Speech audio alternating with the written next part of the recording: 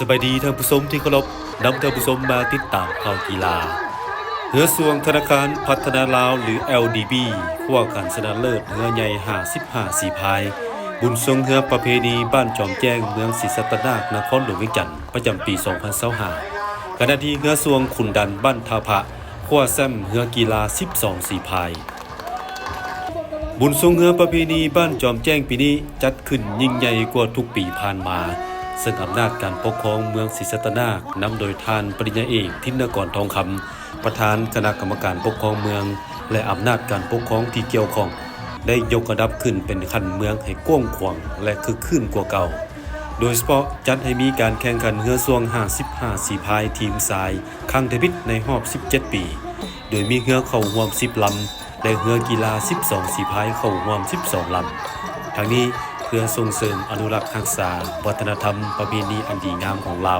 ที่เป็นเอกลักษณ์เฉพาะให้กลายเป็นมูลมรดกอันล้ำค่าให้รุ่นลูกรุ่นหลานได้สืบทอดทำเฮียนให้ยืนยงคงอยู่กับชาติลาวตลอดไปสำหรับรูปแบบการแข่งขันเรือกีฬา12สีพาย12ลำที่เข้าร่วมแบ่งเป็น4สายละ3ลำแข่งพบกันหมดในสายแล้วเอาที่1และที่2ของสายเข้าสู่รอบ8ลำสุดท้ายส่วนเรือใหญ่55สีพาย10ลำที่เข้าร่วมแบ่งออกเป็น2สายละ5ลำแข่งพบกันหมดในสายแล้วเอาที่1และที่2ของสายเข้าสู่รอบรองชนะเลิศผ่านการแข่งขันประสานสีมือเทคนิคและความสามารถของสีพายที่ดุเดือดมวลมันระทึกใจท่ามกลางกองซุ้มกองเชียร์และมวลชนที่ใจจดใจจ่อและให้กำลังใจสีพายหลายหมื่นคนชนะเลิศเรือกีฬา12สีพายได้แก่เรือส่วงขุนดันบ้านทาพะหอบสิงชนะเลิศเอาชนะเรือเพชรศิริไซขุนดันได้รับขันแซมพร้อมเงินรางวัล10ล้านกีบเรือเพชรศิริไซ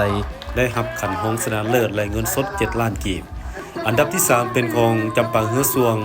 สิงที่3เอาชนะเฮือไดมอนด์นำโซ่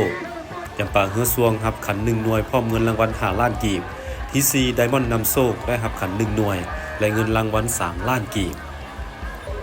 ส่วนเรือใหญ่55สีพายแซมเป็นของเรือธนาคารพัฒนาลาวหรือ LDB หอบสิงชนะเลิศเอาชนะเรือธนาคารรวมพัฒนาหรือ JDB ทีม1ทั้ง2รองรับขันแซมพร้อมเงินรางวัล80ล้านกีบ JDB ฮองแซมได้รับขันฮองชนะเลิศและเงินรางวัล50ล้านกีบอันดับที่3เป็นของเรือธนาคารรวมพัฒนา JDB ทีม2สิงที่3ชนะจำปาเฮือส่วงรับขัน1หน่วยและเงินสด30ล้านกีบ